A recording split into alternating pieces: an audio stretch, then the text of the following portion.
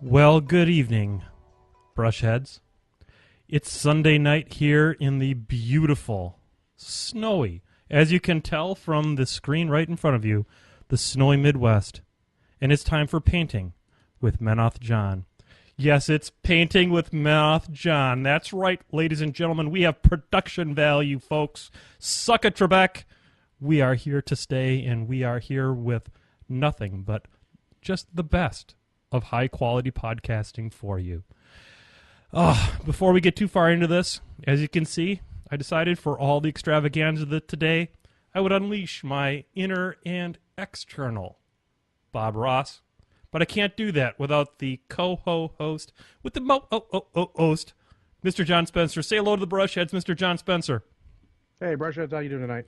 I am sure they are doing fantastic. They are keeping themselves warm in their cubbies, staying warm here during another polar vortex BS nonsense crap and all that kind of good stuff.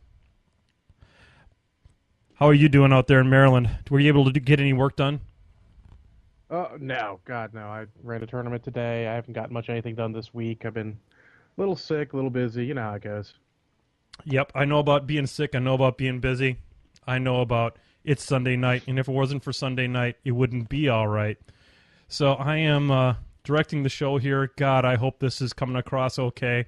I'm getting some comments about how they love my hair. So here's to you folks. Here's to the Brushheads. I'm looking at you, Orsa Soctavir. I'm looking at you, Ed Defoe. I'm looking at all of the legendary Brushheads. I'm not looking at Brett Painter. Can't look at Brett Painter for very long.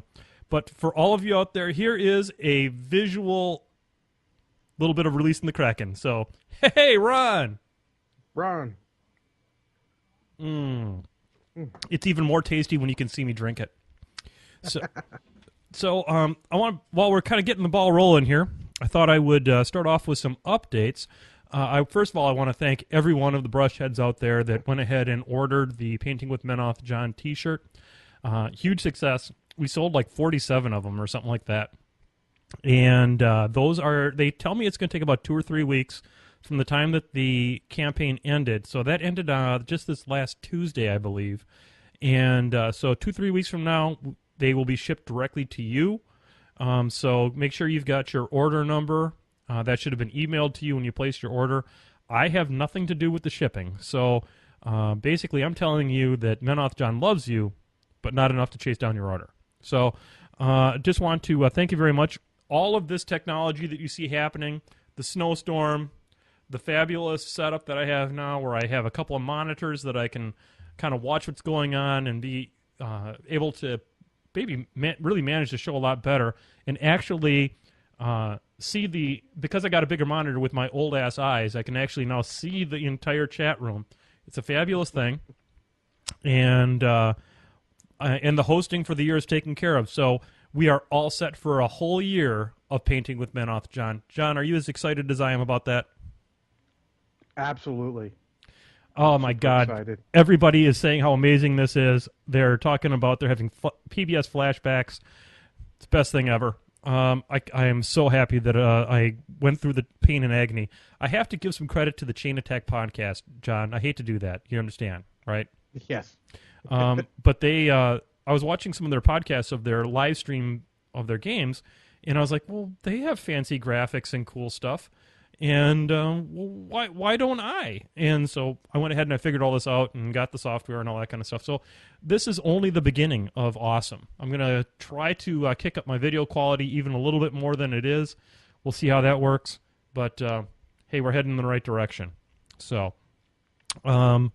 I am going to go ahead now, and I'm going to bring up the painting cam as soon as I find my mouse.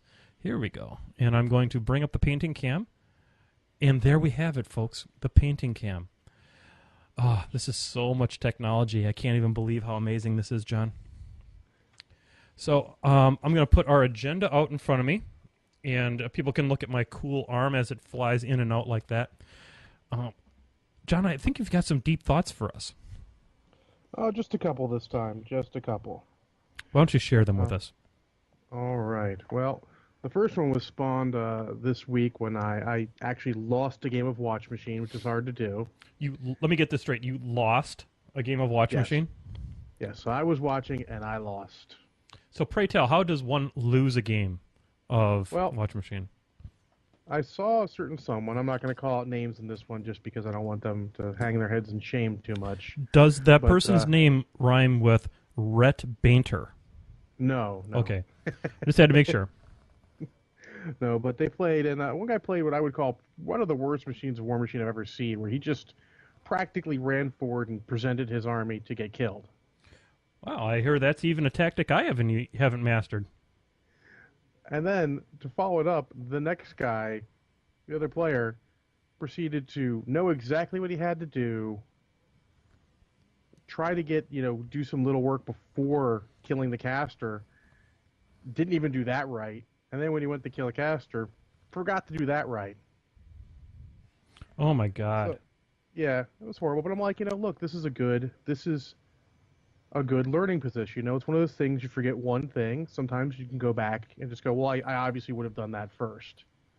But in this case, it was a good learning experience because there was no way the Denny's army could kill Siege because Siege was sitting there with some camp. He was pretty safe. Death Jack couldn't get to him. So I'm like, oh, look, this is a great learning situation. Yeah, I was going to ask you who the casters were in this case. It was Siege and Denny, and Siege forgot to explosivo before shooting Denny in the face. So Denny 2 or 1? 2. 2. The whole magical weapon thingy. Yep. So, but I'm like, this is a good learning experience. Yep. Yes, Banyan, it was you. At least he had the guts to pony up on that. Yep. So I'm like, this is great. They'll learn something from this. And I guess they did. Banyan learned just, like I can't kill him. He recognized it immediately, did a bunch of work. And then the other player just wasn't taking the game seriously anymore. Well, the thing about Banyan is you can tell Banyan, but you can't tell him much. Yeah. So the other player wasn't taking the game seriously anymore. It was just sort of dirtling around. I mean, he kind of knew what he had to do, but he wasn't going for it. So I decided, I stopped watching at that point because it's like the lesson from this is you got to know when to stop a game. Yep.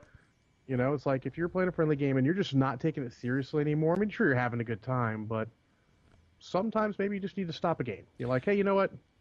I should have had you there. I'm just going to call it. I made a mistake. Your game, something like that. Like I said, there's no ego in the friendly game. The learning part of this game is now over with. So why don't we go ahead and reset and try something a little bit more reasonable?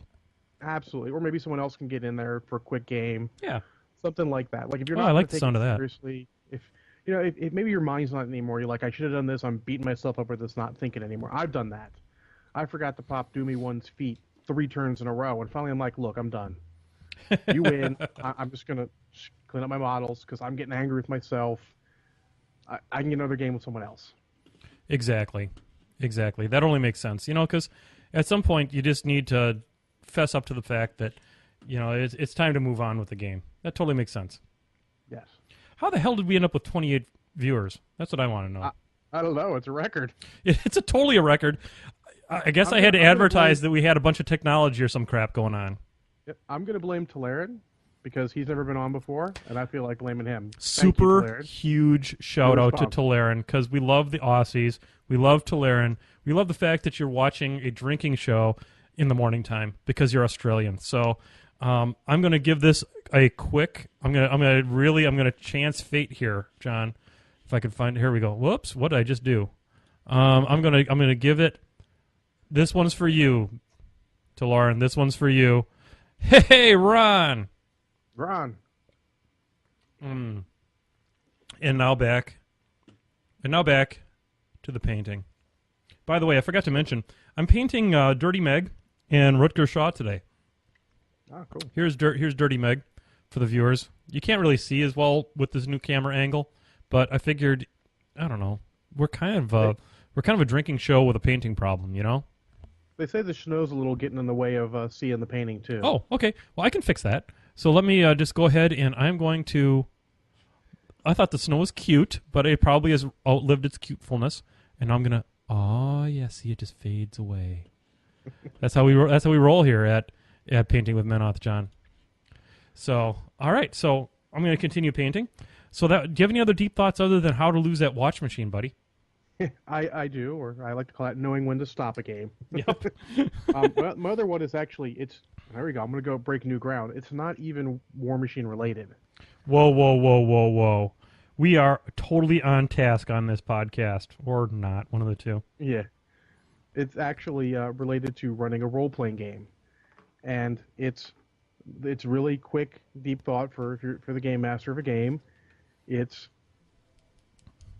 figure out how your players are playing. Okay. If they're playing a little silly, a little serious, and Punish them. No? Uh-oh. We may have had our first technical glitch of the night. John, are you with us? God, I said punish them, and all of a sudden we lost the signal. I'm so sorry for that. So let's try and bring him back on. I'm offline. Go get online. I want to be online, damn it. Let's try this again. I'm off. I'm still offline. This is not acceptable. It says I'm online. Hang on. Let's try this one more time. Oh my God. So much technology, so much to lose. Hopefully. All right, John, are you back? Hey, I am back. Okay, we picked up the story where you're talking about the RPGs, and I suggested you punish the players. What was your answer to that? No, don't punish them. You run with it. If they're going silly, you run with it. And actually, it looks like the video hiccuped too. That was weird. Now, it seems like I get these hiccups in my internets every now and again, and I don't know what the deal is. Let me see if hopefully it'll come back. Yeah, let's see. But yeah, so like if your players are being a little silly, like my players were this weekend, Yep. just run with it, and don't be afraid to get into character a little bit. Do a little bit of voices for your NPCs. It'll get them into it. Yep. I think that's excellent. Excellent. Okay, so it failed to load. I'm going to quick restart the encoding. So stop. Let's see if it comes back. Oh God, I am so sick of having this happen in the middle of a show. Yeah, it's kind of shitty, but I'll let the guys know we're restarting the feed now. Okay. So hopefully between my editing and the way that I can repatch this all together, it won't be the end of the world. At least on the audio podcast, it won't be too bad. Okay, so I've got the advertisement now. That's really super amazing. Thank you, Twitch. Yeah, because we're at 28 freaking people. What's up with that? Let's see here. Is it coming back up? It keeps popping live like it wants to come back up. Okay, it's loading video. And come on. Yep, come on. According to the encoder, everything's working fine. Okay, and we have that. And Got the logo. yep, we do definitely have the logo. We can't have this, John. We have far too many flippity bloops to talk about. Indeed. Okay, I'm going to try again to... Okay, it's loading the video. It says it's coming back live. And it says we're at 67 viewers, which is patently incorrect. Okay, we're back. Yes. All right, we're back. All right, we're back, everyone. Really sorry about that. It wouldn't suck. It wouldn't be Painting with Mouth, John, if the video didn't suck. So I want to thank all the brushheads for hanging in there. It says we have 67 John? people. Could not possibly be more wrong. Are you there, John?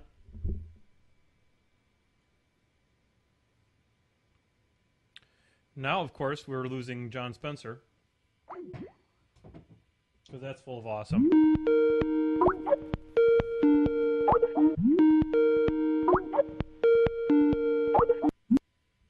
Are you there, John? I am. Oh, my God. Now we can blame Skype. Not Holy just Twitch, Christopher. So the whole show had a heart attack for about 10 minutes. So Indeed. I'm a little bit wondering, and this is a theory, and I'm going to go out here. This is now technology with Menoth John. I'm going to guess that my phone being near my iPad, because I got like a text message or something, Maybe that messed with the Wi-Fi. I guess it's possible. You know what? I'm going to say it's possible because I don't know what else to say. Maybe it's the internet just trying to contain our awesome and having trouble. Oh my God, it's hard to contain this much technology on a single interwebs. I'm going to give Al Gore a quick shout out tomorrow. I'm going to send him an email. I think he'll respond to me and say, Al, sure. your internets. Come on, what's up with it? I don't want to be twitching. You got one job, Al Gore. He got one. Nowadays he does that because I hear global warming is a thing. Wait, it's 1,000 below zero everywhere. So anyway, so there you go. Oh God, I can't. It's amazing. So I'm glad we're back. Yes. And so here we go. We're all better now. So where were we? We were talking about your RPG thing. Yes. And to sum up, because I don't want to go through it all. Yeah, again, let's not do that again. The audio spliced in. Yeah. Feel out what your players are feeling. If they're feeling silly, go a little silly. If they're feeling serious, keep it a little serious. And don't be afraid to do voices to get them involved. Oh, I love doing voices. I love doing voices. If I should host an RPG session over Skype, because I think that'd be hilarious. And that way, the voices kind of get lost in Skype sometimes. Some are subtle. Yeah. All right. Well, there you go. So is that all you have for Deep Thoughts with John Spencer today? It is. Like I said, I got no games in this week. It was an interesting week. Well, it's a good week because we're here. It's Sunday night, and we're at the 20-minute mark. I'm just going to very briefly go over a couple of battle reports that I have for this week. John, I understand you didn't play any games this week. Not a one. And you know what? That's okay because I've got two of them. They're going to be quick. If any of you out there in Painting with Men-Off John Land want to actually see me play this game, I posted a couple videos to the YouTube channel, which you can find by searching for PwMJ on YouTube and then subscribe to the channel. I played 2 games against a buddy of mine, Zach, from the greater Milwaukee area. Super sweet guy. Oh, God, I said super sweet. I can't believe I said that again. It's like my frickin'... I blame Nigel from Focus and Fury. This is totally Nigel and Caleb's fault. Anyway, so Indeed. I'm going to blame them. And played 2 games. The first game I played was Raven versus Connie Blaze. Connie and all the damn models. And I ended up winning that game because basically it's a dice game, I understand. And I ended up assassinating Connie with a Hyperion under Raven's feet because I was able to knock down a Stormclad and then shoot her with rifle core and Hyperion enough times for her to fall over dead. That happens, I understand. Guns are a thing. Yes, they are. However, before that game, of course I talk about the game that I actually won first because that's how I am. And I went ahead and played ASEAN. I was underneath the impression there was a Masters tournament in Madison, Wisconsin next weekend, and it turns out it's the weekend after that. So because I have my kids, I will not be able to participate in that. But I was practicing for Masters, and I played an ASEAN list against Darius, which is a Tier 4 Wrecking Crew list, which means it has 2 Centurions, it has a Hammersmith, it has 2 units of Sword Knights, and they're UAs, and I think he gets that second UA for free. Mm-hmm. And let me tell you what Retribution has a little bit of problem with. It's called Fortified Centurions. So I had a lot of problems in that game. My ASEAN list was not a typical ASEAN list with like all the guns. And there may be a reason that people play ASEAN with all the guns, because he might need all the guns. So I lost that game, and that's why we moved on to the second game, because I lost, we ground down. I did the best I could. I didn't give up, which I feel pretty happy about. I'm pretty proud of that fact. But, yeah, probably not my best outing. But for the brushheads out there who would like to see Men-Off John win a game and also lose a game, I would highly suggest you check out the Painting with Men-Off John YouTube channel and just search for that PwMJ. It's just under Menoth John because I've had that YouTube channel for quite some time before this show even existed. So check it out, subscribe, and you'll see when videos come up. And that's where I upload the Painting with Menoth John show each Sunday night as soon as we get done. So there you go. Do you have anything else, John, before Bad Rest, before we move into a very, I would say, jam-packed episode of Flippity Bloop? No, nothing else before Flippity Bloops. Okay, well, I am going to go ahead and I am going to pour myself another shot of Kraken. I hope all of you out there in podcast land got to hear that slapping down of the Kraken. And now you're going to get to see me. You saw me drink Kraken before. Now you're going to see me pour Kraken. I like giving the audience as many different angles on Kraken as I can. So now Absolutely. we've had pouring Kraken, we've had drinking Kraken. I'm not sure what I'm going to do with Kraken in the third half hour, but it's going to be amazing. So I don't feel like do what I do. Mix it with cherry Coke. Oh my Pretty God, good. I got to get some of that because that does sound frickin' amazing. Because the cherry with the spiced rum, it can't be bad.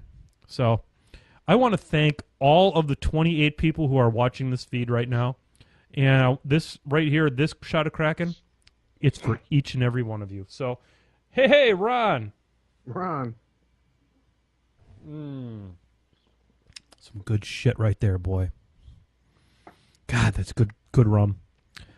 I'm not sure what I drank before I drank Kraken, but it wasn't Kraken, I promise you that.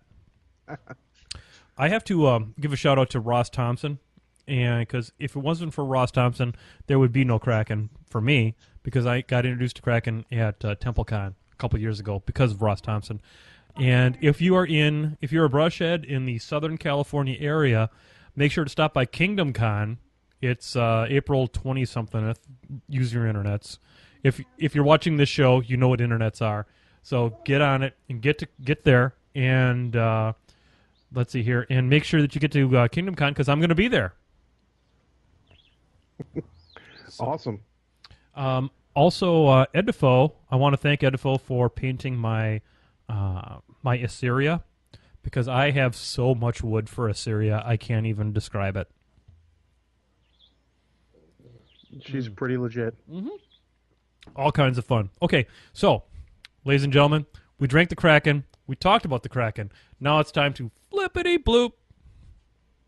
All right, from Facebook. As I get buzzed by my bird. The first one is from Raymond Strub. It says, Rhett has an armor color of mostly white with some blue. I found that going black with the new Nilikai Oxide could make for a more epic model. What style do you like on your Rhett? So I painted a little bit of Rhett a couple of episodes ago, and I think I would urge you to take a look a couple episodes ago where I painted the Houseguard Thane, as that is very representative of my painting style. What it is it's a cold steel, and hang on for a second because I got to get some flesh here. Got to get a little bit of the Midland flesh for good old Dirty Meg. God, should I make Dirty Meg African American?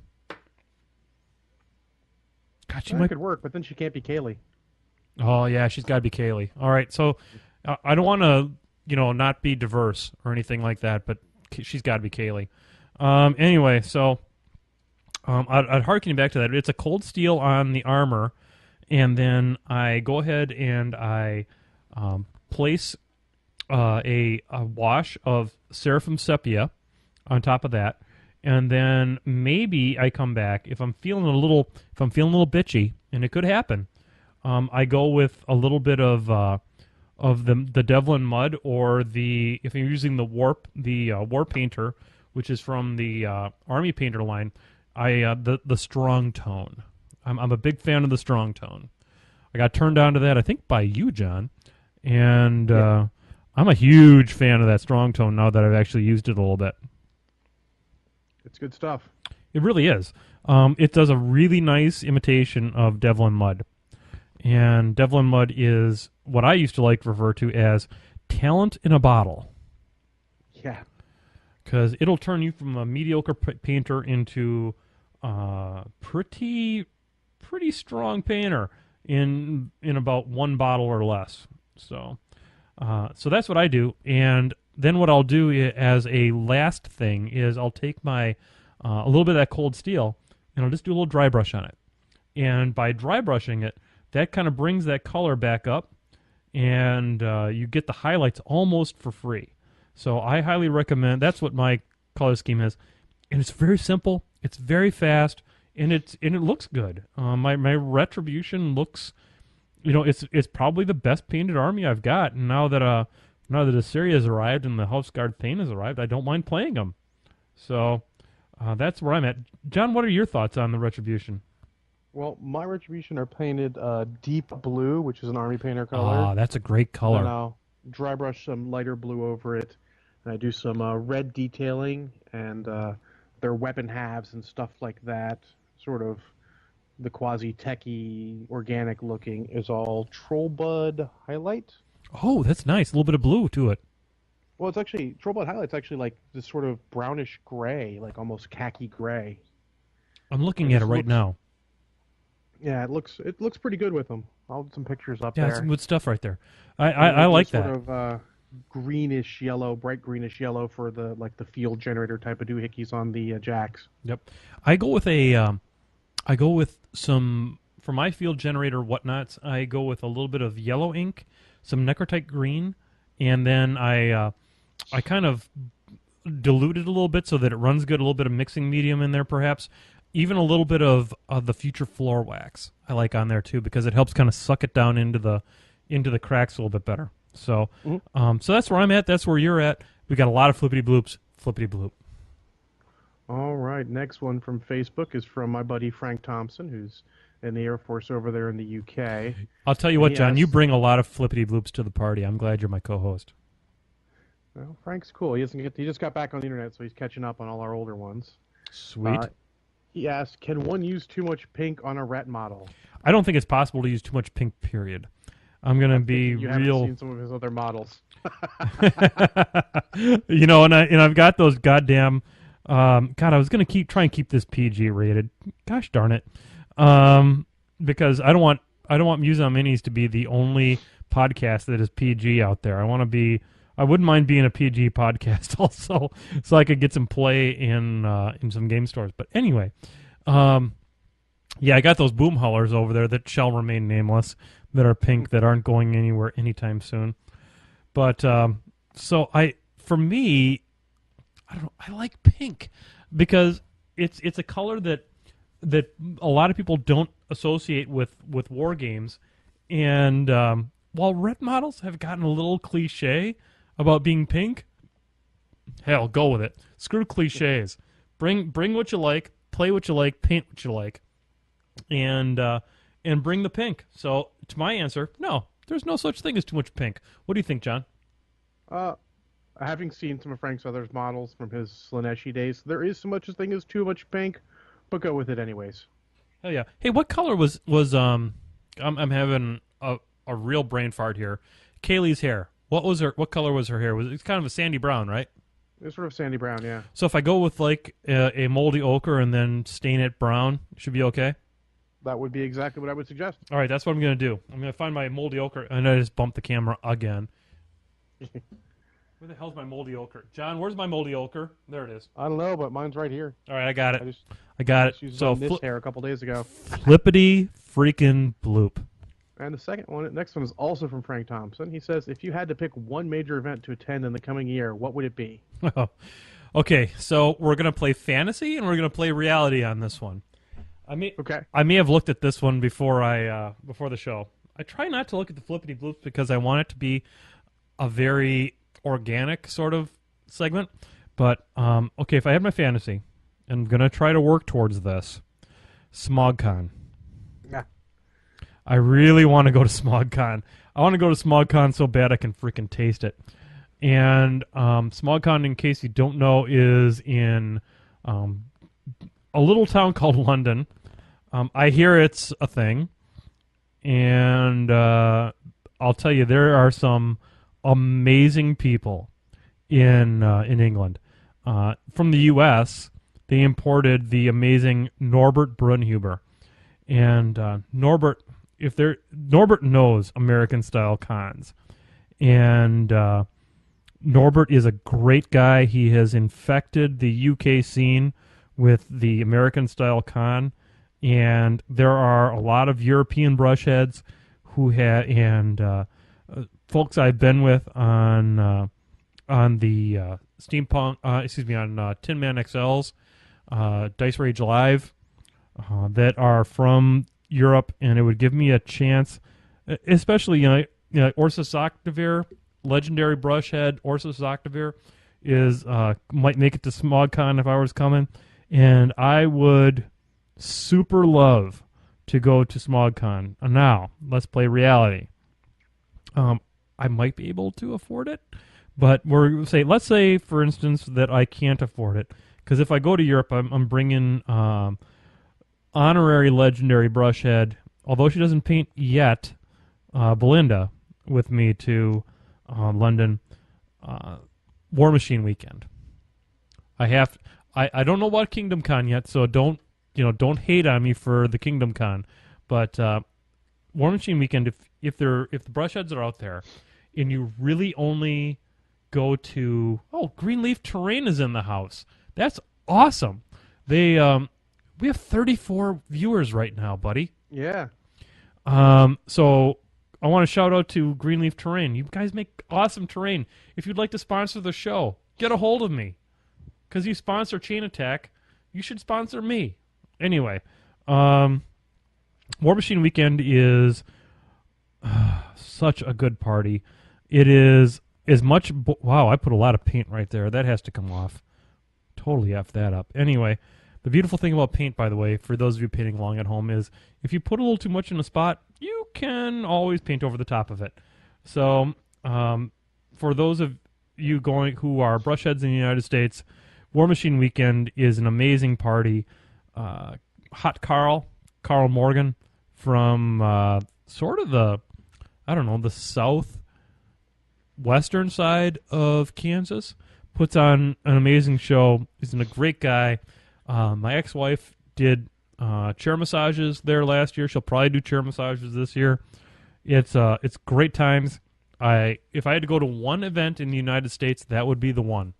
It's relatively inexpensive, and it's just fantastic. So, what would you say, Mr. Spencer, other than the ATC? I got to call you off on the ATC. I actually was not going to hit you with the ATC. Thank God. But I was actually going to say the exact two you said. I was going to say SmogCon because that's my fantasy one. I'd love to go to the UK. What a fantasy, right? Yeah. And then more reality would be like wanting to go to War Machine Weekend or TempleCon. Well, I will tell you this, Mr. Spencer. If you can figure out a way to get your ass to Missouri for War Machine Weekend, I will pick up your share of the room. Very generous. I'll see what I can do, but with this weather kicking my butt as far as vacation days, okay, we'll see. All right, but realize that you have a free room. I don't do that for everybody, buddy, but you have contributed so much to this show, and if you can find a way to make it out to Missouri, you have free room and board for War Machine Weekend here in beautiful 2014. Oh. Looks like Vanya No One's going out there, so I can ride with him. I think he's a local. Okay, so there you go. I believe he also plays Red. Don't you play Red, Vanyan? So you have almost no excuse at this point, and so I will leave it in your sheer hands to try and get your rear end out to War Machine Weekend. It is, John, I swear to God, it's as good as it gets. The board gaming, the War Machine, Hot Carl, chair massages, it's as good as it gets. So there you go, Flippity Bloop. All right, the next one is from one Jay Larson. I don't know if he's God, popular that guy. or important. That guy. He's like, he asks, I don't already have legendary status? Okay, so here you go, Jay. I want to tell you something, and this is very serious stuff. Jay Larson and I go back to my days in Utah. He is an amazing businessman. For those of you who are brush heads out there, if you do not buy your models or cannot find your models at your local game store or don't have a local game store, I can't recommend highly enough DiscountGamesIncorporated.com. Jay is as good as it gets. Jay is so awesome that I did not drink that shot of Kraken just now. So, yes, you have legendary status. You have legendary status in my heart. You have legendary status on the show. And you and Brian are the most amazing two people. And I was so happy to be there together when you tied the knot. I love you guys, and you will always be a part of my life. So, do you have any perspective on Jay Larson? Only as dealing with him from a business angle, and it was all good stuff. That man knows customer service. That man knows. He's got his logistics down to absolutely a T. Can't say enough positivity about Discount Games Incorporated. If I hate to admit this, but when I have to buy something really large, like a Colossal or whatnot, I only go through Discount Games Incorporated because he has great prices. And I do buy a lot of other things that are not Colossals, and I buy those through my local game store. But, God, he's got good prices. So I always send my mom to Discount Games for holidays and birthday and such. Yep, that's a great way to do it. I can also say, as a former customer service professional, 8.5 years, he knows his shit. Yep. It's stuff. Yep, he's got Scott Ray whipping them there, the famous Scott Ray, whipping the boys in the shipping department. He is a staff bigger than just Scott Ray, in case some of you are wondering about that. Brian's got great business acumen. It's really a double rainbow with those two, I'll tell you what. So, Jay Larson, you have amazing, super legendary. I don't think I've ever awarded super legendary brushhead status, but I have to give it to Jay. So, there you go, Flippity Bloop. All right, I'm going to switch it around a little bit here to make sure some of these other ones get taken care of. Tim Simpson posted, Christ. From what we've seen out of Vengeance so far, if you had to pick a faction that won the book, which one would it be? Retribution of Syra. I think it begins and ends with Ret. Agree. I think that, it starts with the House Guard Thane, and it ends with Imperator. Imperator is Molech Karn light, slightly light, not much light, but slightly light. And we don't know what's coming down the pipe. He could be Molech Karn amazing. And I'm going to play him with Viros 1, just for the shit of it. Because it turns out that having the ability to give yourself focus after you sidestep and then show up wherever the hell you intended to be in the first place with 3 focus is kind of a thing. It definitely is, and I agree 100%. He's going to be amazing. Shout out to Butcher 3, who's been rampaging through my local meta a bit, but you need more Protectorate players. You need more Protectorate players in your dojo, then. All right. Flippity Bloop. All right. Next one, we will get Tadgo, who posted this one on Muse. I love Tadgo. Love that guy. Us, what is your favorite type of ice cream? Okay, that's a really good... Okay, I'm old, and this is the part of the show where I say how old I really am, because I'm going to say butter pecan. Butter pecan. Butter pecan is my favorite. And the only people that like butter pecan are like 60-year-olds. And that's just embarrassing. So I'm going to say butter pecan is my favorite. However, I'm going to give honorable mention here, John. I don't always do this. Are you ready for this? Yep. Okay, brushheads, I hope you're sitting down. I'm going to give an honorable mention to 2 ice creams. This is dramatic shit right now. I'm trying to bring it back to reality. This is dramatic. I'm going to give honorable mention to Aggie Blue, which is an ice cream that's only available on the Utah State University campus where I used to live, which is a blue mint ice cream. And then I'm going to give an honorable mention to Rainbow Sherbet. Yes, Rainbow Sherbet, because I was eating that stuff when I was like 2, and I ate it until I was like 10, and then I discovered butter pecan, and then I stopped eating it. So there you go. Those are my shout-outs and my honorable mentions. What about you, John? Well, I'm going to seem like I'm like 12 when I say mine, even though I'm much closer to your age. Mine is chocolate marshmallow. Oh, that's awesome! It's kind of like eating Count Chocula. Almost. It's just great. It's just the local giant local grocery store has a really good one, and that's what I eat. Oh yeah, you guys got the giant out there. Yeah. Nice. Any honorable mentions you'd like to bring up? I occasionally get some of the crazy flavors from Ben and Jerry's. Most of theirs are pretty solid. Yeah. But as long as they don't have nuts in it, I'm not a nuts guy. Do you have any allergies? No, not really. Okay. But yeah, Just you don't know, like 'em. you get too many nuts. I mean, you get a bunch of nuts in your mouth. What are you gonna do? Dum-dum. Hey, hello. Yeah, double entendre. Anyway, so Flippity Bloop. All right, back to Facebook. Cliff Hughes asked, Johnny Cash songs, which is better, love songs, murder ballads, or prison songs? Prison songs about how you murdered somebody while you were in love.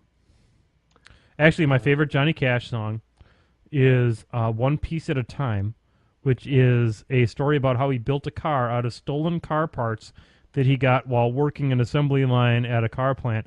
And then people wonder why we don't frickin' have any car manufacturing in this country anymore. So there you go. I mean, I love Johnny Cash. I haven't really given any thought to that. But also, my favorite song for him is his cover of Trent Reznor and Nine Inch Nails' "Hurt," which he just puts so much emotion into that song. It's crazy. He could sing about shoelaces, and I'd probably frickin' become erect about it. It's amazing. We've already gone off script, so I'm just like going completely blue at this point. So hold on, folks. With a shout out to Ring of Fire, which is a really good song too. Oh God, Ring of Fire is amazing. Anyway, we got a flippity bloop before we name every Johnny Cash song ever written. Fair enough. All right, next is Tim Rich. Do you think that bringing Sea Dogs with Fiona the Black for the cultist bonus for her is worth it, or just a trap? Yes. You have to have cultists, so pick the cheapest shit you got. What else are you gonna? I mean, really, if you're bringing Fiona the Black, you're into the mercs, you're into the whole whatever that brings to the party. So why wouldn't you bring that to those guys? But beyond that, I have no frickin' perspective whatsoever. What do you think, John? I actually own a Sea Dog cannon crew just for using as her cultist, but I feel that Sea Dogs or press gangers or any of those will be fine. But I wouldn't just bring Sea Dogs necessarily, unless you're not using Shay. Okay. Because really, Sea Dogs without the whole shebang, not so good. Really? Okay. Well, that's a really excellent perspective. They're too expensive, you think? What is a minimum unit of Sea Dogs? Sea Dogs are 5. They're 5'8". And then the cannon crew's got to be like what, 3? It's 2. 2? So does she have 2? How the hell does that happen? It's not that good. I mean, it's like range 14, POW 13, AoE 3. It's okay. Yeah, I suppose you could drift it on somebody and make them sad. But other than that, you know, we've already overstayed the welcome on this question. Flippity bloop. All right. Scott Hebel II asked, Sanctifier or Reckoner?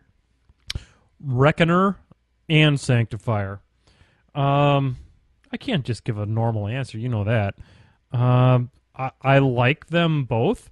The Sanctifier is situationally brilliant with casters that are, shall we say, focus starved. Let's say a Resnick, any of the 6 focus casters. I would go with a Sanctifier somewhere in that list.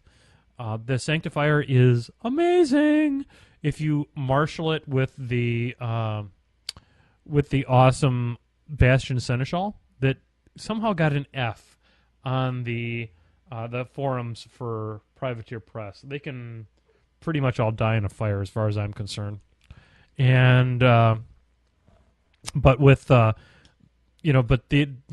Reckoner is a wonderful jack. It's 8 points and it gives you assault and it gives you it's defense 12 because it's sitting in its own cloud. There's a lot to love about that jack, and there's a reason you see it on the table all the time. So I would say both in the right circumstances, but if I had to reach for one of them, you put a gun to my head, and don't you dare put a gun to my head, brush heads. I would say go with the Reckoner. What do you think, John? Sanctifier, because forget Reckoners; those things are no good. Yeah, you might be slightly biased in this opinion. So the fact that he is poo-pooed all over the reckoner should tell you something about that reckoner. So flippity frickin' bloop. There sounds like there's some anger in my voice about Flippity Bloop. I couldn't be happier about all the Flippity Bloop tonight. We're at 33 freaking brush heads. Can you believe it? And then we just lost the video. John, did I lose you too? And I just lost John. My internet. Let's try and bring this back, folks. Let's try and bring this back. We're going to see what happens. So anyway, this has been a great show so far. I am back online, and we are going to try and bring John back on to the show. And hey, how you doing? I'm doing okay. Yep, the video just died. Would you put something into there that it's back to me again? I'm going to restart the show. Let's get the encoder up here. It's having a heart attack. Oh, where's my mouse? Come on, mouse. This only happens as fast as my I wonder if it's my computer. So Could be. It could be. So I'm going to stop together as far as the YouTube is concerned. All right, let's see what we got here, and we should see video again here pretty soon. All right, let's see here if it continues or not. I told him I need to poo-poo mouth anymore. I won't be poo-poo mouth anymore. It appears to make my God extremely upset when you do that. And keep on talking. He needs to suck less at cricks. I told him he needs to suck less. Period. Yep, keep them happy out there, because right. I'm having some. It says it's loading. That's better than not loading, I suppose. It says we're at 100. It's giving me. Let's skip this video in 2 seconds. All right. They're remember to feed the hamsters so they keep the wheel turning and the feed live. Yep. So we're going to. All right. Worst podcast ever. Severe spike in viewers every time this happens. Yes, we see that. Yep. And it is saying that we are encoding and attempting to reconnect to primary. And streaming to pod. You got something? I got the logo. Primary disconnected. I'm gonna. It's not acceptable to me. Okay. So I think we are stable again. All right. There. Let's see what we do. All this. Vanyan's got a commercial. Okay, that's better than not having a commercial. The feed log is not going crazy again. Okay. 51. Yeah, 51 viewers. Not likely. Why would anyone watch this show after so many interruptions? We were close. We got 30-something. God. I hate how this happens. I'm going to actually have to edit this show, and that makes me sad. Couldn't happen at a worse part of the show either. Yeah. It's stable, and I don't know what's not happening. Uh-oh. Don't know why it's not coming back up now. This usually is a good sign. See if I reload the page. Let's see what that happens. Are you getting anything on your end? Just the logo. It's been stable with the logo. Let's see here. I know it said you were coming back up on email and Twitter. Let's see. Twitch. No, it's the original one. I don't think it's all the new technology. No, because we were having this kind of last week. Seems like an extension of what happened last week. Yeah, please offer my apologies to the brush heads. Did you get someone to do a nice painting brush with a wrench on the other end as like the technical difficulties? Please stand by. Yeah, no kidding. We suck. Okay, I'm starting to get At least the logo went away now. Yep. Wow, this is going to be a lot of work to edit together once for the... There you go.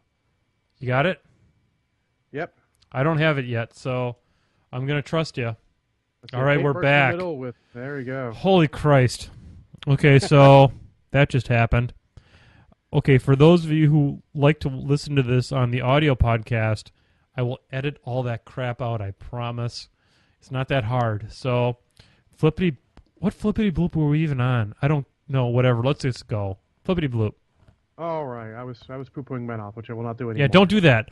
Obviously, Yeah. the creator The creator wants God us. is fine and happy and Yes. cool stuff. All right. All right, this should be an interesting one. Next one is still from Facebook. Alan Green. Yeah, He's like, Alan. sorry if I missed the story, but how did you and Mr. John Spencer meet? So, let's talk about this. We've never met. We have not. Nope, not even remotely close. We have the only chance we have to meet. It would be the ATC, and I haven't committed to that yet. Nor am I going to commit to it anytime this soon. So how this unholy alliance actually happened was John has been a long-time viewer of the show, and by long time I mean dating back to the days back when this show had the worst video in history, even worse than it is now, because the video is okay now. And I was on my old camera. He dates back to the Mark I version of Painting with Menoth, John.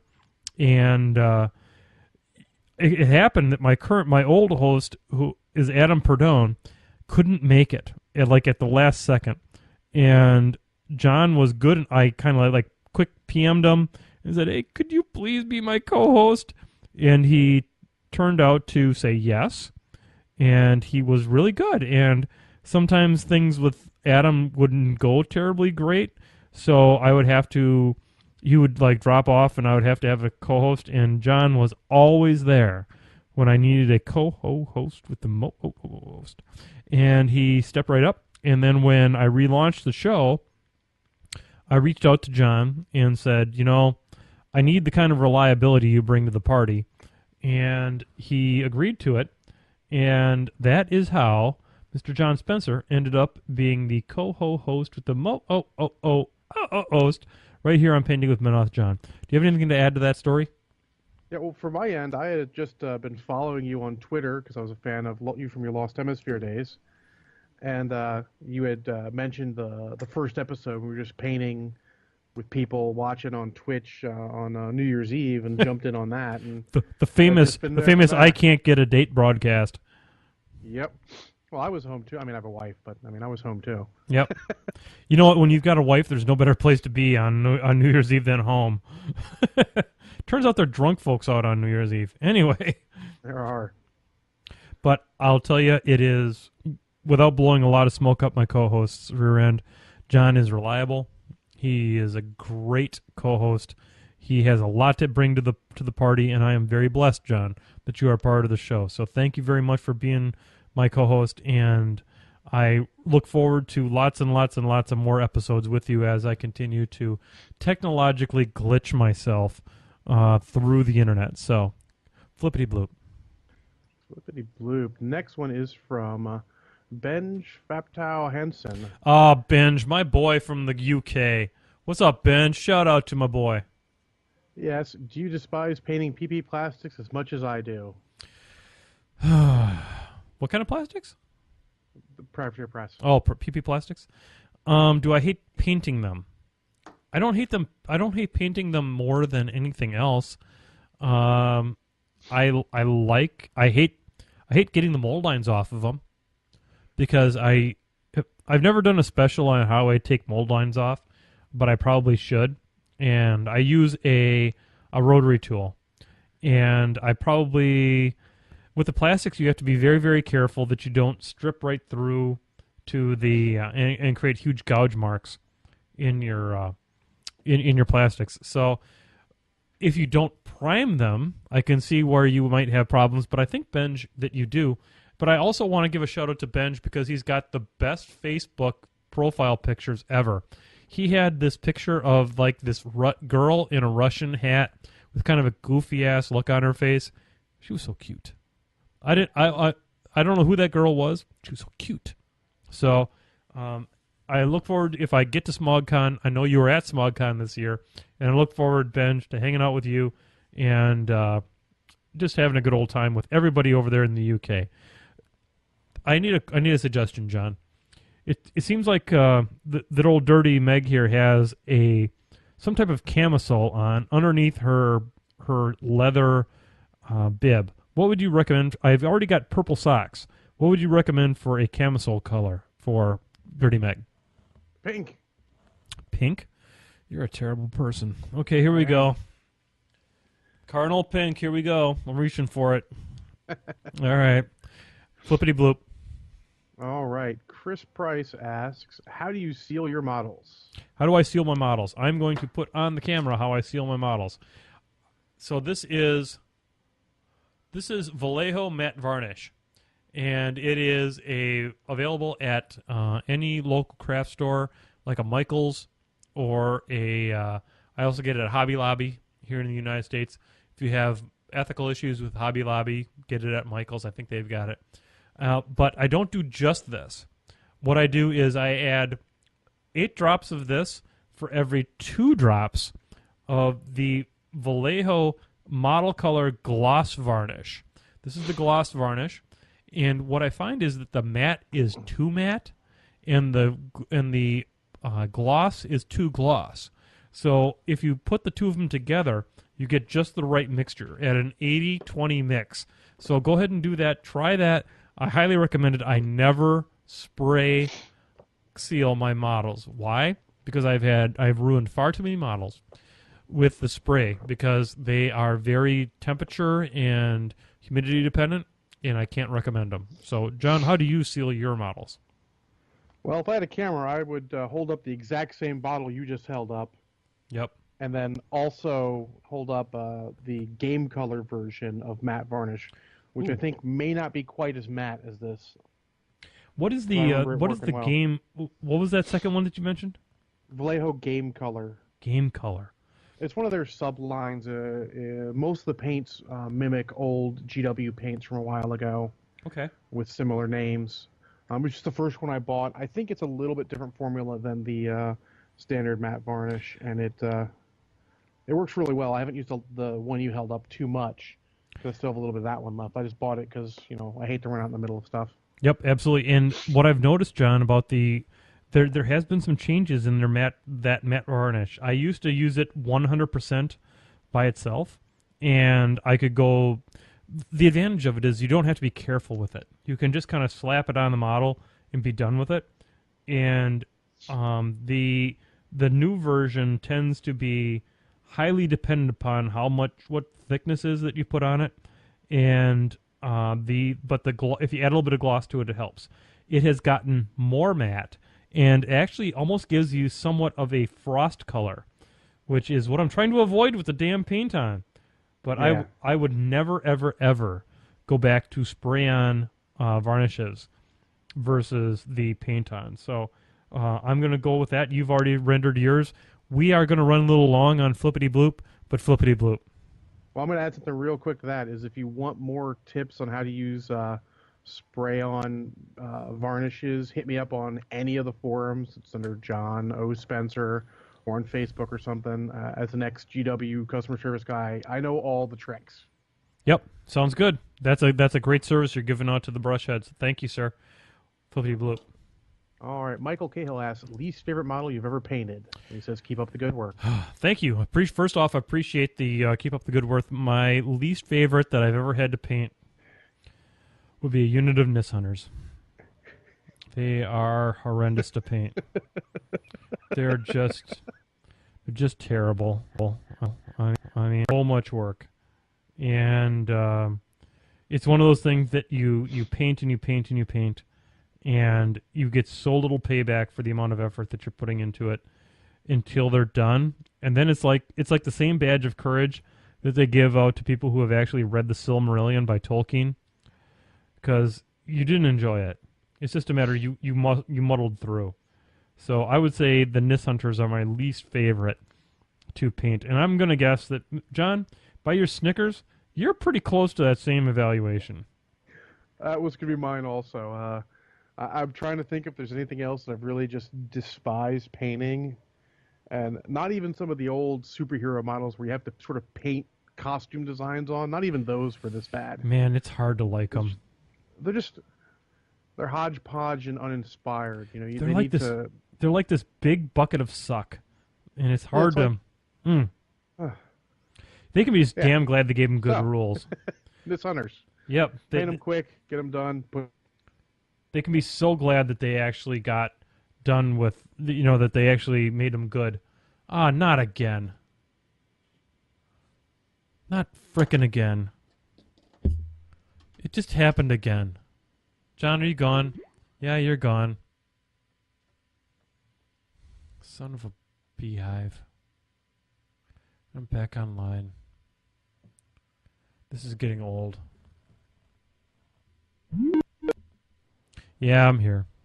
Yes, that was actually call dropped. Skype says it was a call dropped. All right, are you sure we haven't lost the show yet? No. It lagged for a minute, but they just said call drop. Okay, somehow I've lost the ability to use my mouse. Uh-oh. It might be your computer then.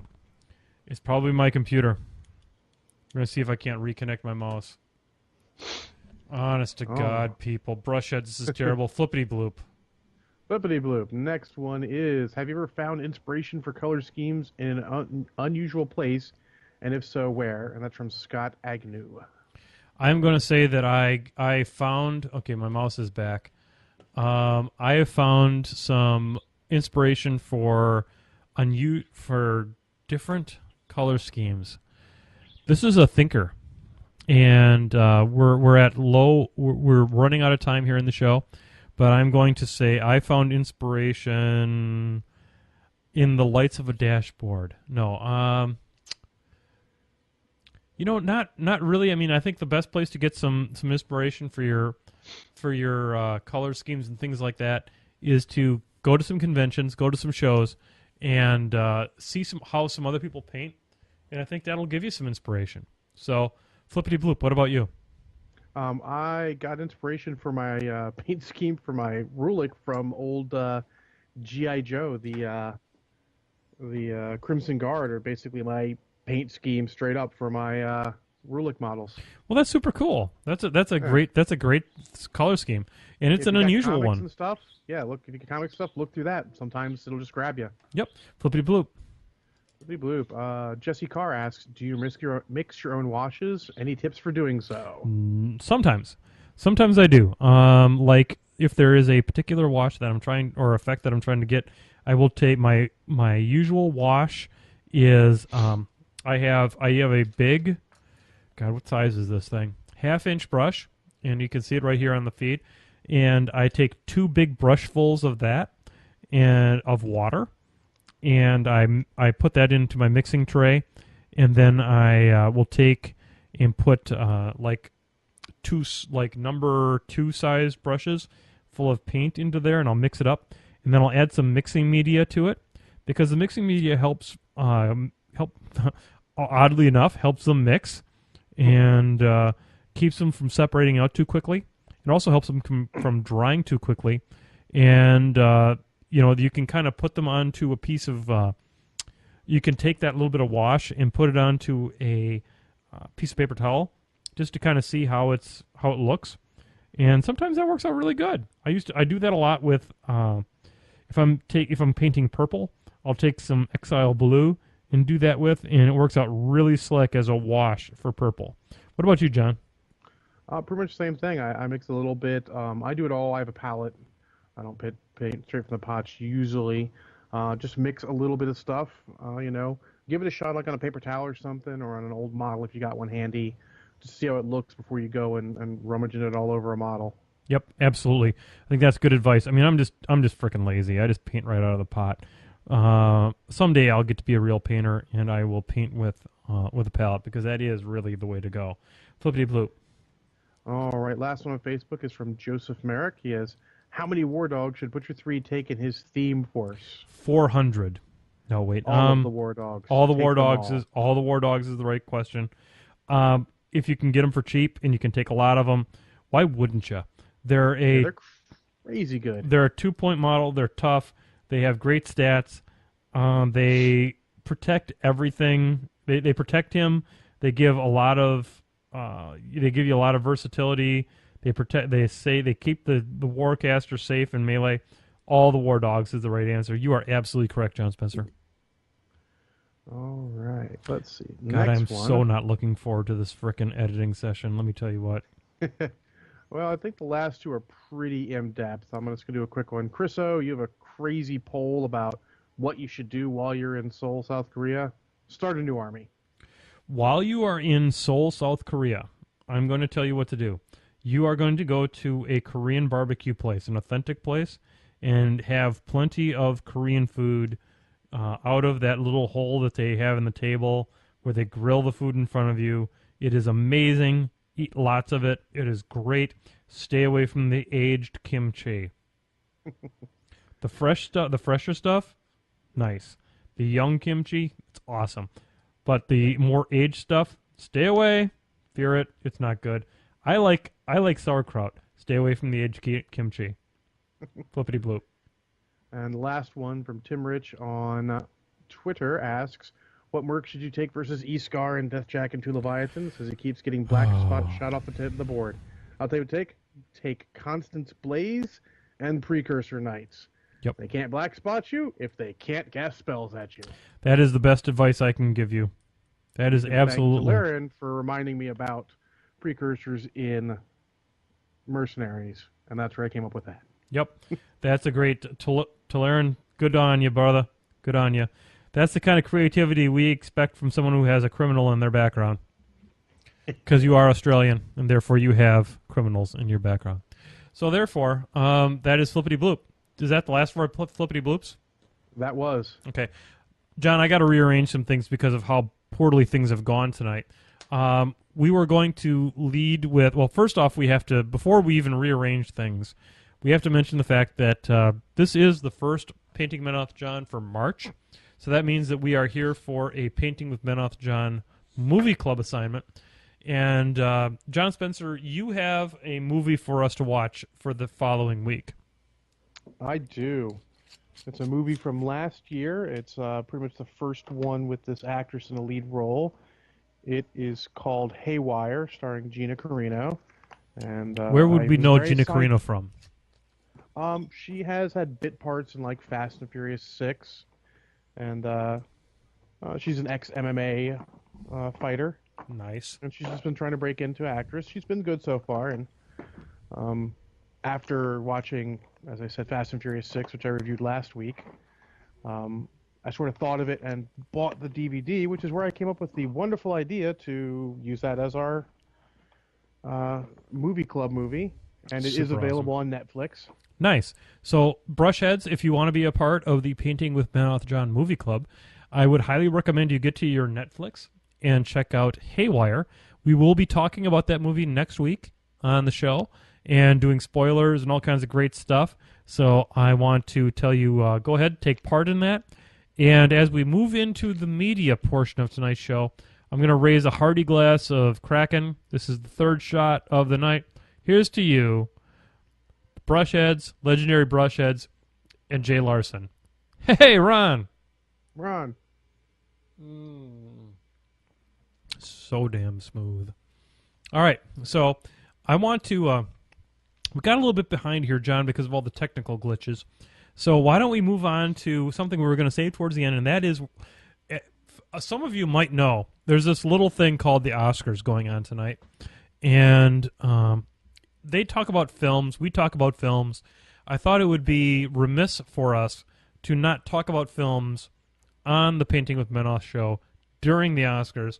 So we're going to do some picks, and then we'll compare these, and we'll talk about how they turned out on next week's show. John, I believe you have some categories for us, and you and I are going to give our picks. And the Brushheads, you can hold us to how well we do. So, John, what's our first category in tonight's Oscar picks? Well, our first category, and we're not going to do them all, Brushheads, just a couple. No. We don't give a shit about most of them. We're not doing foreign films. We're not doing any of that art film crap. Go ahead. And I'm not going to be, we're not going to, wait for best picture for last. We're going to do that one first. Okay. Because we are actually saving the best two for our last two categories. Well, the two we care about, that's for sure. Well, it's the best ones. Yeah, hello. We by definition. Absolutely. So the best picture nominees were American Hustle, Captain Phillips, Dallas Buyers Club, Gravity, Her, Nebraska, Philomena, 12 Years a Slave, and The Wolf of Wall Street. Holy crap, so they just picked like every movie I've never seen and nominated it. Yep. Okay, so Gravity was in there? Yep. Okay, I'm voting for Gravity because it takes place outer space. And it's got the chick from Speed. It's got Sandra Bullock. Yeah, Sandra Bullock's in it. She's hot. Even for her age, she's hot. So I'm going to give her I'm going to say Mineth John says Gravity is the best picture of the movie, even though I think that 12 Years as a Slave is probably going to win because if there's any part of the United States that has more guilt about that kind of stuff, it's Hollywood. I can't even think about it. So I'm going to say I'm going to root for Gravity, but I think that 12 Years as a Slave is probably going to win. What about you, John? I'm also rooting for Gravity. It's the only one of those I actually really want to watch. Yep. Maybe The Wolf of Wall Street.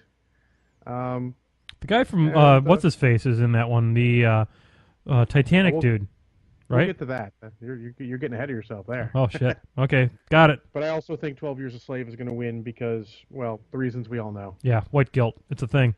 Moving right along. Alex Shaver, shout out to you. You're the only guy in the podcast world that can not claim all that guilt. So there you go. Flippity Bloop. Nope, that's wrong segment. Wrong segment. Oscar Bloop. Oscar D. Bloop. Best actor leading role is Christian Bale for American Hustle, Bruce Dern for Nebraska. Ooh, Bruce Dern. Leonardo DiCaprio for The Wolf of Wall Street. Leo. The guy from 12 Years a Slave, because I'm not going to pronounce his name. Yeah. And Matthew McConaughey for Dallas Buyers Club. So, as I'm listening to this, Matthew McConaughey was in Contact, which is about space. And we have... I forgot the rest of them. So I'm going to have to go with Matthew McConaughey because I remember his name. All right. Well, I'm going to go with Leonardo DiCaprio because I've seen some scenes from Wolf of Wall Street, and it seems like it was pretty good. Though I'm going to root for Bruce Dern because he's cool in a lot of stuff. Bruce Dern was amazing in was it Silent Running? Yeah, you're going way back there. Yep, I'm dating myself. Hello. And so Bruce Diggstown. I like Diggstown. It was a good little Bruce movie. Dern's pretty good. And they probably are I look for the metagame reasons for why people should win. Bruce Dern should probably win because he's been in a lot of stuff. He's considered a great actor, but has never won anything. So I'm going to give Bruce Dern or Leo. Leo's so beautiful. It's hard to root against Leo. I'm going to say Bruce Dern for whatever the shit he was in. All right. What did you say? Leonardo DiCaprio, because I've seen some stuff. He seems pretty good. And then, like I said, I hope Bruce Dern wins. All right, so you got the Leo with the hope, and I've got the Bruce Dern, and Bruce Dern on the hope, and Leo and all that. That's fine. We're good. So you got it all marked down there, brushheads. If we're wrong, tell us we're wrong. Whatever, for whatever it's worth. Oscar D. Bloop. All right. Next is Best Actress in a Leading Role. Best Actress? Actress. Man, this frickin'... Speaking I am good at. Yeah, well, we've had a hell of a podcast here, buddy. Indeed. So we've got Amy Adams for American Hustle, Kate Blanchett for Blue Jasmine, Sandra Bullock for Gravity, Judi Dench for Philomena, and Meryl Streep for August Osage County. Okay, I'm going to go with Judi Dench on this one because I haven't seen that movie, but she's awesome in everything that she does, and she's old, and I think they want her to win something. So I'm going to go with the metagame reasons. I'm going to go Judi Dench for whatever the shit she was just in. Gotcha. I'm going to guess that it's going to be Amy Adams because she's been getting a lot of hype recently, and they like to do with the hype. What else has she done? She was in Man of Steel and probably one of the best parts of that movie. Let's not get into that too far, though. Okay. Man of Steel was legit. And then I'm going to hope it's Sandra Bullock because, hey, Sandra Bullock. Oh, she's so cute. She's been done wrong a couple of times too. That's bad. Who can do Sandra Bullock wrong? She's one of the few who showed up to the Razzies to pick up her Razzie Award, which I respect the hell out of. She's totally legit. All right. I'm done painting, by the way. So I'm gonna fade this up to the other thing here. I gotta find out where the hell did my mouse go. God damn it, John. You're supposed to keep track of this. Anyway, so here we go. Dissolve. There we go. I'm gonna do the rest of it on here. So there, go ahead. So what's the next one, buddy? It is Best Animated Feature, and this is all ones that we may have seen. It's The Croods, Despicable Me 2, Ernest and Celestine, Frozen, and The Wind Rises. Frozen is going to win, but my heart's with Despicable Me too. All right, so you expect Frozen to win. Actually, I expect Frozen to win too. You know, it's Disney. They own half of Hollywood anyway. Despicable Me 2 is the most amazing movie I've seen in other than the Lego Movie in a long, long time. So they're not going to win, but I really, really, really love Despicable Me 2. But Frozen has the music. They've got all that kind of crap. So I'm going to have to give the shout out to. I think the Frozen's going to win, but I certainly want Despicable Me 2 to do better. What do you think? I agree, because it turns out I haven't seen any of these movies. Oh my God! You have to see you have to see Despicable Me 2 and Lego. They're so good. I've seen Lego, but I haven't seen Despicable Me 2. To be honest, I haven't seen Despicable Me 1.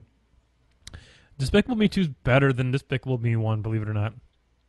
I'm waiting for a guy at work to loan it to me. I'm waiting for a time when me and my wife both have time so we can watch it together. Okay.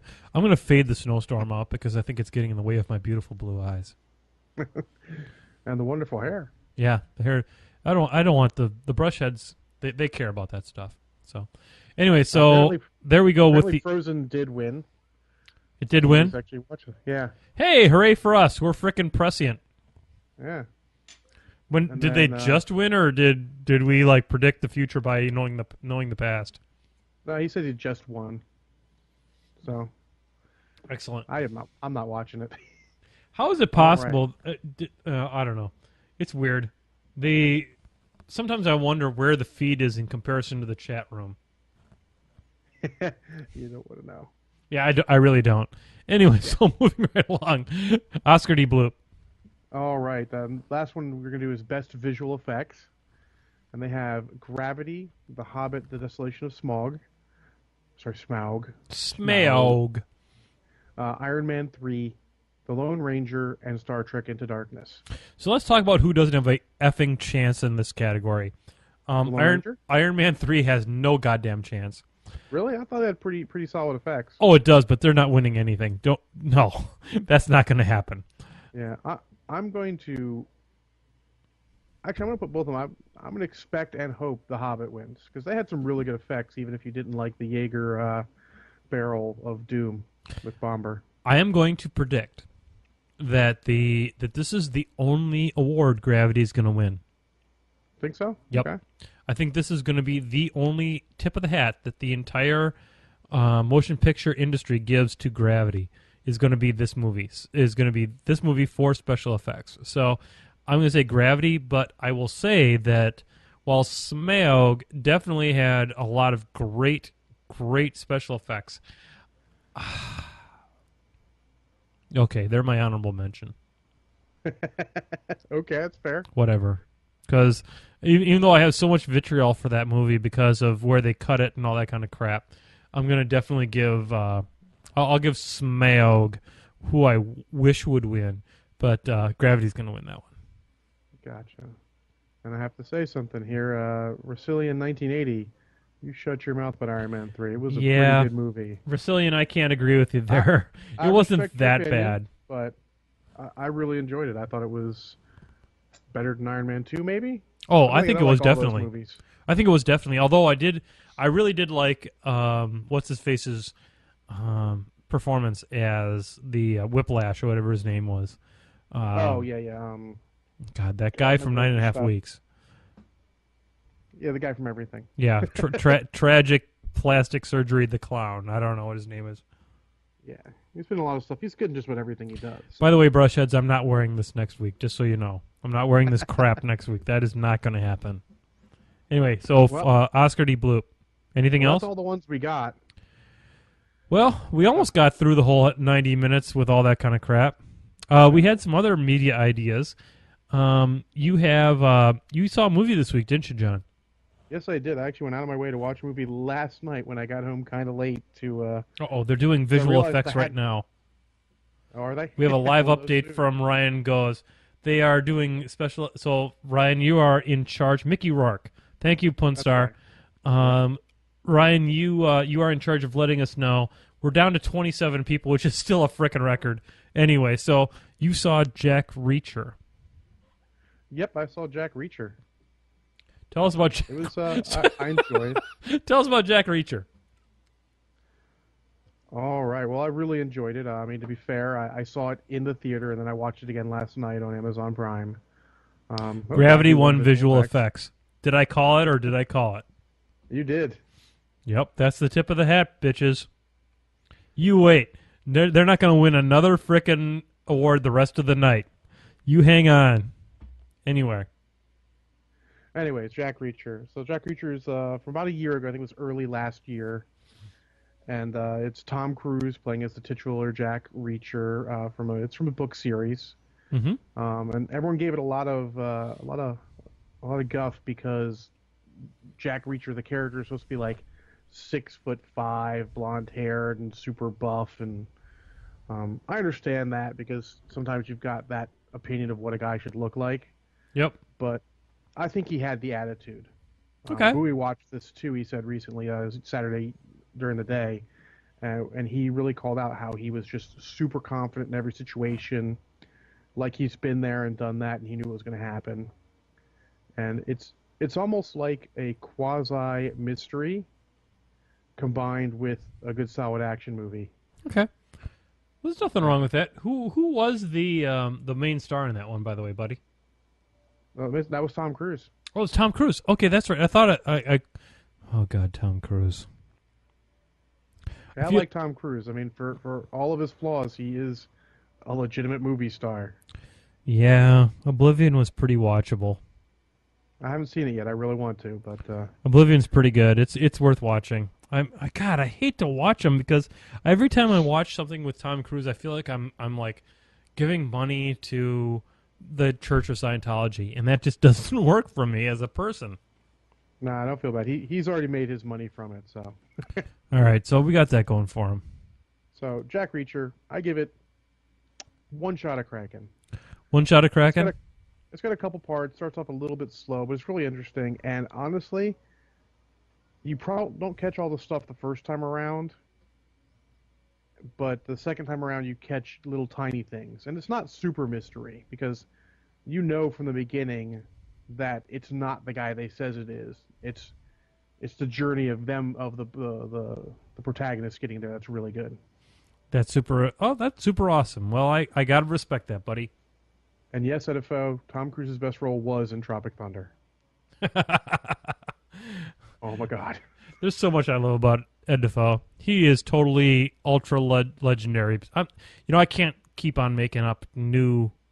If I have brushhead status and legendary brushhead status, I can't keep on making up new statuses because otherwise it's just going to turn into a disaster. So, but Edifo, you have super mega legendary. No, that is not going to happen. So, Edifo, you totally have you have legendary brushhead status. I almost did it again. So, I probably should drink more during this show. Anyway, so I am going to do a little bit of a shout out to Assassin's Creed Black Flag. I've had a PlayStation 4 since essentially the day of release, and I tried playing that Shadowfall game, and it just kicked my ass up one side and down the other. So I'm probably going to throw that game into the garbage, in the same garbage can that I throw my dog poo in, because I just can't stand it. But I have to say that the game that is Assassin's Creed Black Flag is an entirely different story. The game is fun. It is approachable. There's a lot of stealth associated with it, which I normally don't like. I mean, Borderlands 2 is my favorite game of all time, which means I like running into rooms and shooting everything in sight. And that is not Assassin's Creed, but I really enjoyed the storyline. I have gotten 4% through the game so far, so I'm not a long ways in, but I am enjoying the game very much. And I'm still in Havana, and there I go burping into my microphone. That's super cool. And I'm enjoying myself. So I'm going to give myself 2 shots of Kraken on Assassin's Creed. It is not an easy game. It is a game that is kicking my ass up one side and down the other, but I'm enjoying it doing just that. So I have to give myself at least that. What do you think? John, do you have any experience with the Assassin's Creed, either this game or the rest of the series? I watched a buddy play it. It seemed kind of cool, but I'm not as much of a video gamer as I used to be. I think the most recent game I've played is Diablo 2. Nah, I played something since then. I haven't. Oh, come on now. You're getting all crazy on me. Oh, by the way, I want to say that there is because of Tadgo, that there is an airbrush head status. Oh. But not Alpha Brush Head Supreme? Oh, there's only so far I can go with you, Forsaken Pop-Tart. This podcast is somewhat of an inside joke because if you don't come to the Sunday night extravaganza, you really can't get all of the awesome that is this show, which is at 7 p.m. on twitch.tv/MenothJohn. I'm just reaching out because we have way more audio listeners than we do necessarily video listeners.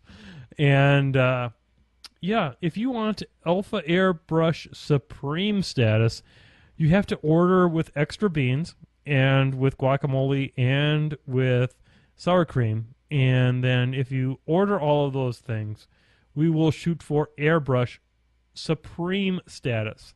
Otherwise, if you put a picture on the Painting with Menoth John Facebook site with something that you have used an airbrush on, and I'll be able to tell because I can tell airbrush, you will get airbrush head status. So that's a new achievable goal, is to have airbrush head status. And you will have brush head status, and we will have legendary brush head status. Legendary airbrush status is if you paint something for me with an airbrush. Wow, is that pandering or what, John? A little bit, but it's all good. Yeah, I'm getting to the point where I'm not afraid of asking people to paint shit for me because I kind of need that at this point. John, do you know what time it is? Oh, it is unfortunately the end of the show. You know, it's been a weird show, John. It has. It's very strange. It's been like 3 major technical glitches. And I'm gonna bring up the music. And it's been crazy. It really has. I don't know what to say about it. I can't tell where my pointer is half the time. And I'm going to reach out to all of the brush heads and all the legendary brush heads and all the airbrush heads wannabes.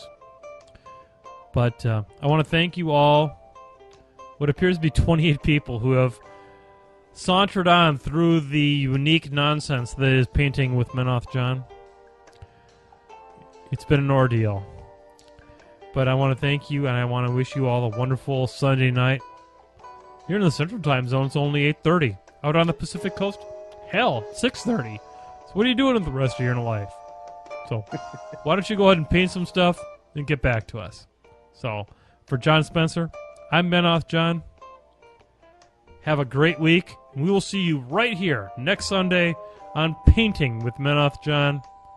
Good night.